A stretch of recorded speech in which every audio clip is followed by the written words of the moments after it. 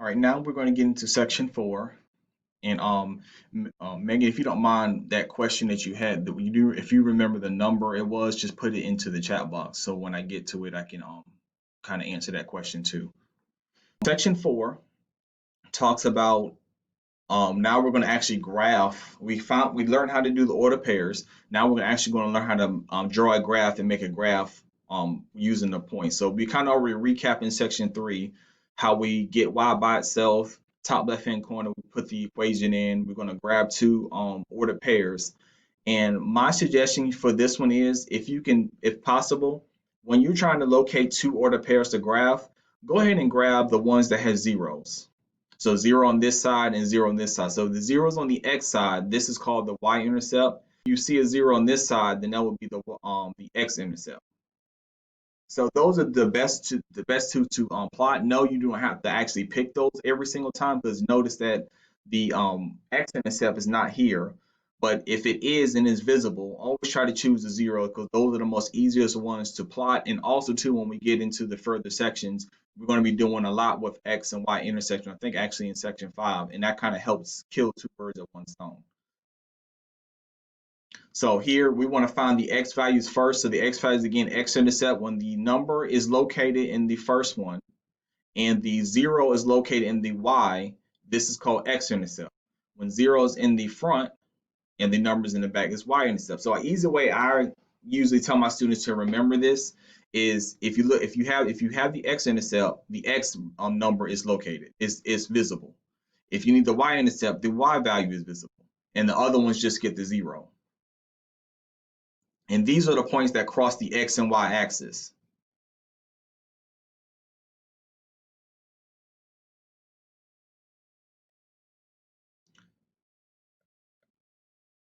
So let's I'm gonna show you an example on my MathFast Plus, and this is going to be number 4 on my MathFast Plus.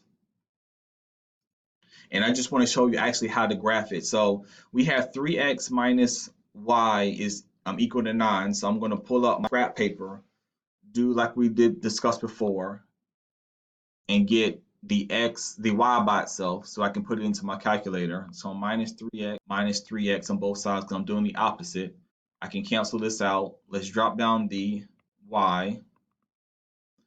And this time I'm going to actually put this one first. So minus 3x plus 9. So I'm just going to switch it around and have the mx first already.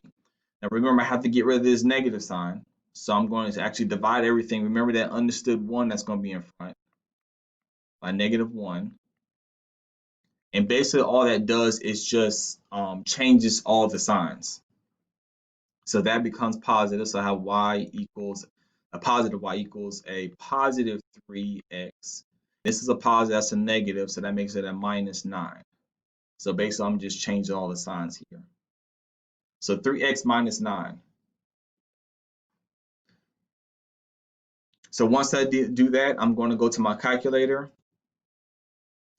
Remember, I'm going to go back because I didn't change it back. Second window, and I need to change this back to auto.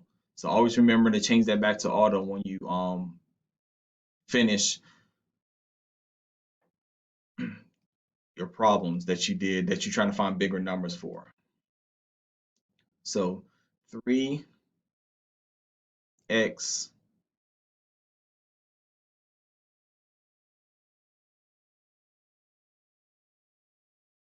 3x minus 9. So we hit second and then graph.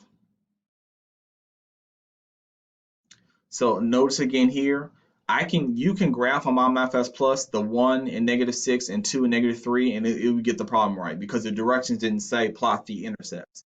I would just suggest that go ahead and just get the 2 intercepts. So this one here would be 0, -9, and then 3 and 0. So this is my y-intercept, and this is going to be my x-intercept. I would just go ahead and grab those and use those for our plotting. When you get to the next section, it kind of makes it a little easier. So the first thing we're going to do for plotting the graphs, because my math can be a little tricky with this, is first you click on the graph that you want to get started with. The next thing you want to click on is the line tool. You click on the line tool, and notice what happens in this corner right here. It's asking you what point do you want to start with.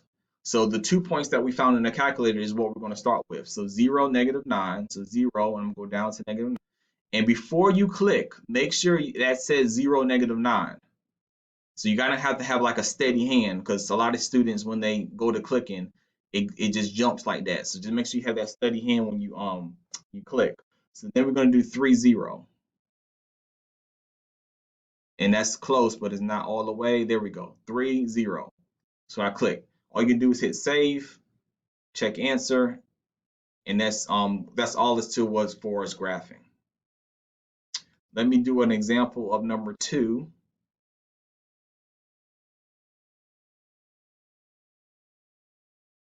So for this one here, is the exact same thing. We want to just put this in our calculator. So I'm actually do the viewing example one. It's actually the same one, so we can just do that one. So you go to here, just hit y equals, clear out what you have already.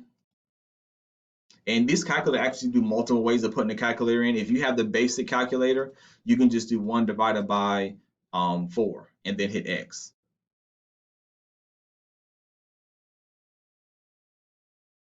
And that way you can put it in that way. The other way you can do it is that they have a feature on here that you can just actually type in the fraction. Both is going to work. It does not matter.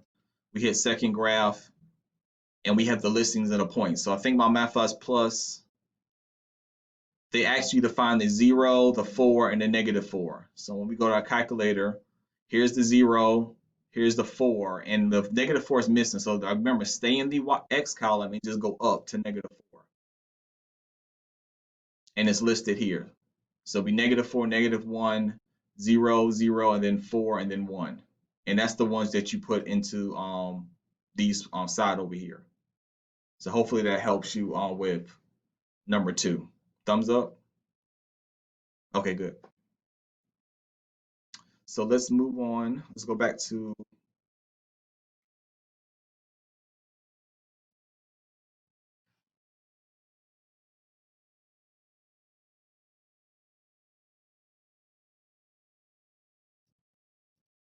the next part of the section.